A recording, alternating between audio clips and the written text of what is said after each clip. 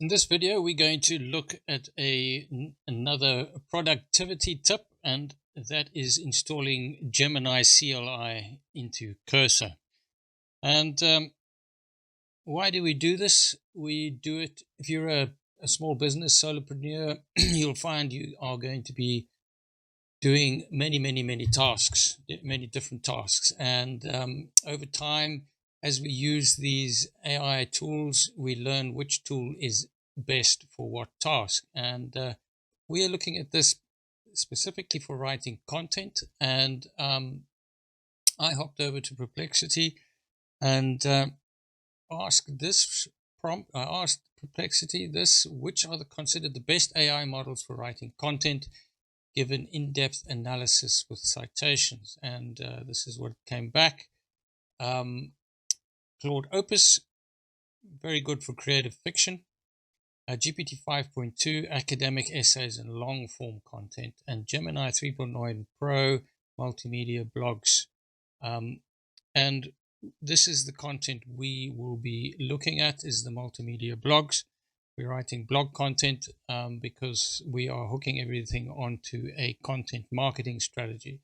What you need to do is hop over to the Gemini docs, GeminiCLI.com docs, get started, and you will use this environment to reference as you learn to use Gemini CLI. This actually is the command you're going to use to install Gemini, but I will just show you something slightly different, and that is to install the latest version. So let's hop over to Cursor. And quite honestly, I use Cursor for everything now. I've standardized on this IDE. I use it for writing content. I use it for writing code. It's a brilliant environment, and if you stick around and subscribe to my channel, you will be learning lots of tips for Cursor.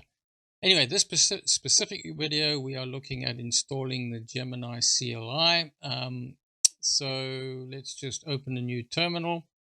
Let's just get this running. And I'm on a Windows 10 machine, and it's quite an old machine. And honestly, if you use an old machine like I am, you learn lots and lots of little tricks to get the most out of these models. So I use Bash, Git Bash as my default terminal, but we want, in this instance, a PowerShell terminal. And the one thing that I do is I create a universal cheat sheet that has a reference to quick prompts or quick commands that I use all the time. So if we, and as you can see, I have started down here at Gemini. So installing the latest version, npm install, that's the command that we want. So we just copy it and pop it in there. Now, this will throw an error because my machine, and if you come across it, my machine, you are not allowed to run scripts in environments. It's a bit of a security thing. So there is this workaround. And I'm showing you this just because you, if you're on a Windows machine, might come across this. So if we run this command first, and you only have to do it once. All right, and now we get our Gemini install command, and I have installed Gemini before, but I deleted the Gemini folder, so it should do a clean install from now. Latest, and there we go. So now, as you can see by these little toggle, this little movement here, it is installing. So I'm going to pause this and let it do its stuff. Okay, so Gemini is installed, as you can see, and now we want to open up a terminal in our project. So quick and easy way to do this, PowerShell terminal.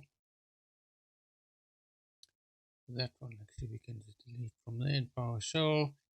And now we're in our project directory, and it doesn't really matter which direct project you're in, but this one is an article we're writing. And so now all we do is we run Gemini.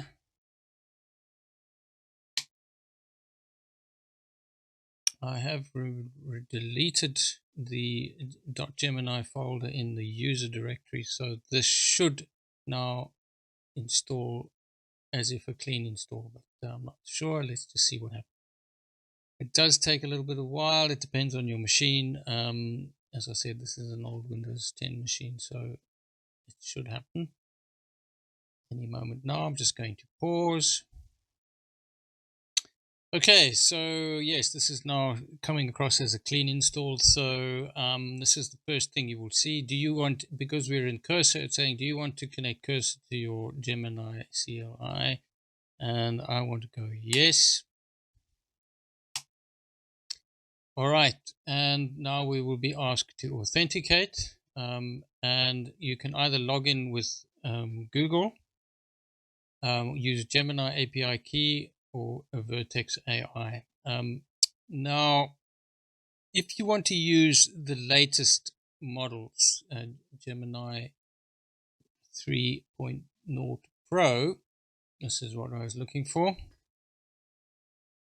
So for free tier users, you can join the wait list.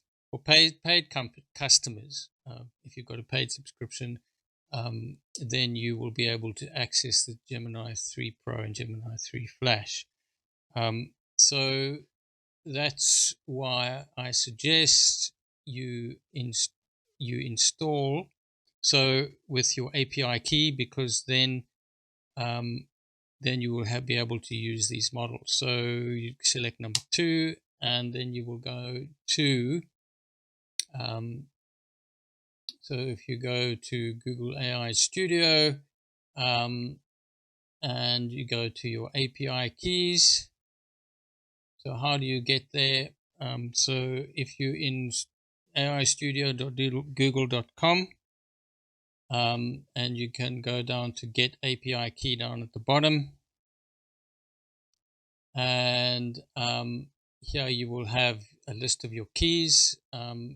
If you don't have a key, you just create an API and follow the prompts. But I do have a couple of keys here, so I'll just copy that key and hop back across to Cursor and enter that here.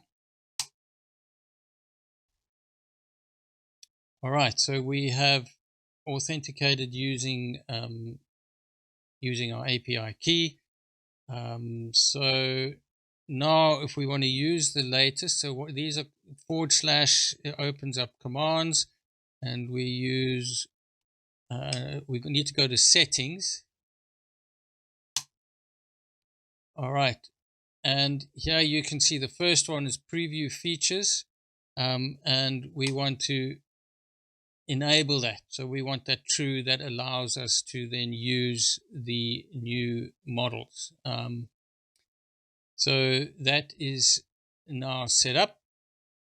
And if we go to, and we want to get out of that, and now if we want to go to select the new model, and you can see the model is now selected for auto on Gemini 3. If we want to permanently enable a model, and we can just, all right, and here we can see the model down at the bottom here of our screen is that we have manually selected Gemini 3.0 preview. So just a couple of other useful settings I think you would like to look at. So if we go to settings, and if we just use the down arrow, we can enable that.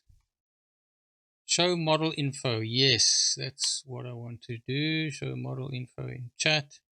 Those two we will just enable for now, and it's kind of just more to show you And here you can see down at the bottom, we now have information, additional information, 100% context left. And so those settings we can toggle to get more information. All right, so settings folder. So if you're in your users folder, there is a folder .gemini, and this is where you will see settings.json, and if you wanted to manually configure, so if we open this, open it in Cursor. Okay, so there's settings, and you can start seeing the types of settings that you can set here in the settings.json file. Okay, well, that's it. We have installed Gemini CLI, and we are doing that specifically for writing content. And in a future video, I will show you a little bit more about those tips and tricks writing content using Gemini. So subscribe to the channel, and I'll see you in the next one.